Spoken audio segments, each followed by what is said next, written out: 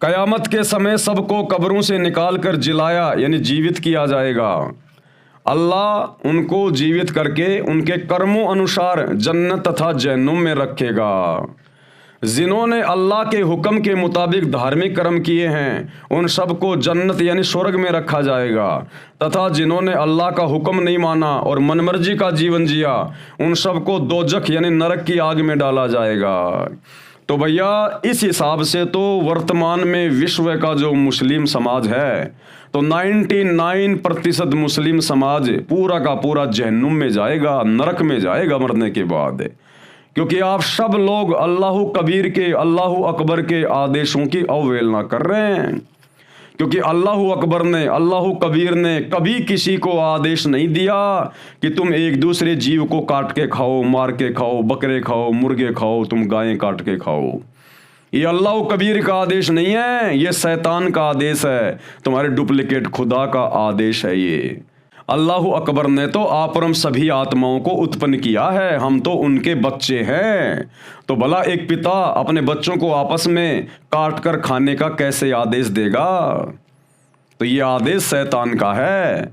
और इस हिसाब से पूरे विश्व का 99% मुसलमान समाज आज हरी सब्जियों की तरह जानवरों को काट के खाता है। तो भैया आप लोग अल्लाह कबीर के आदेशों की अवहेलना कर रहे हो, महादोषी बन रहे हो।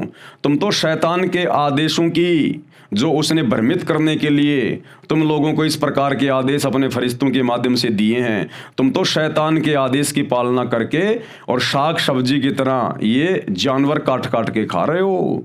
तो विश्व का 99% मुसलमान समाज जो कब्रों में दबा पड़ा है आप लोगों के अनुसार, हालांकि वो कब्रों में दबे नहीं पड़े, कब्रों में केवल उनकी हड्डियां हैं। वो जीव आत्मा तो अपने कर्म भोगने के लिए उसी समय बाहर चली जाती है ऊपर धर्मराज के दरबार में। और जैसे भी उसने अच्छे बुरे कर्म किए होते हैं उसको नरक में डालना है या स्वर्ग में डालना है या 84 लाख योनियों में गधा कुत्ता शुअर बनाना है, उस हिसाब से उनका सेटलमेंट कर दिया जाता है। ये तो तुम्हारी अपनी थ्योरी है कि जब तक वो कयामत का दिन नहीं आएगा तब तक वो जीव आत्मा और वो शरीर कब्र में पड़ा रहेगा। तो क्या करोगे फिर तुम जन्नत में जाके भाई? अरे अभी तो कयामत का दिन तो तुम्हारे अनुसार खरबों साल बाद आएगा, तो खरबों साल तक तुम उस कब्र में सड़े रहोगे क्या? फिर क्या शुभ होगा तुमने? क्या तुमने शुभ कर्म किए? वो शुभ कर्म करने वाला भी खरबों साल तक, जब तक कयामत नहीं आएगी, कब्र में पड़ा पड़ा सड़ रहा है, और बुरे कर्म करने वाला भी कब्र में सड़ता रहेगा। तो क्या फायदा हुआ फिर अच्छे कर्म करने का और बुरा कर्म करने का? अब तुम कहोगे नहीं नहीं, कयामत के बाद फिर मौज तो हम स्वर्ग में जाके करेंगे, जन्नत में जाके करेंगे। जन्नत में जब तुम्हारा प्रथम इंसान, तुम्हारा प्रथम नबी बाबा आदम ही सुखी नहीं है तो जन्नत में क्या करोगे फिर तुम जाकर? अरे जीवनी हजरत मोहम्मद को आप लोगों ने अच्छे से पढ़ लिया पिछले वीडियो में।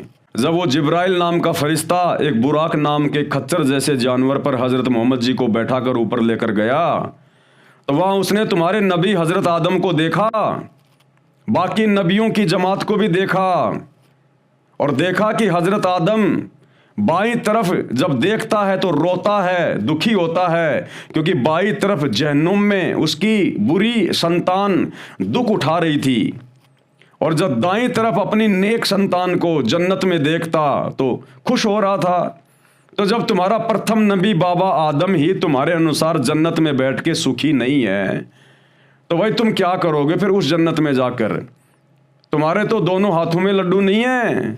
इधर तुम कब्रों में पड़े पड़े सड़ोगे जब तक कयामत का दिन नहीं आएगा, और जब जन्नत में जाओगे तो वहां जब तुम्हारा नबी ही सुखी नहीं है, वो भी रो रहा है, दुखी है, तो भला क्या करोगे फिर उस जन्नत में जाकर? फिर तुम कौन से सुखी हो जाओगे?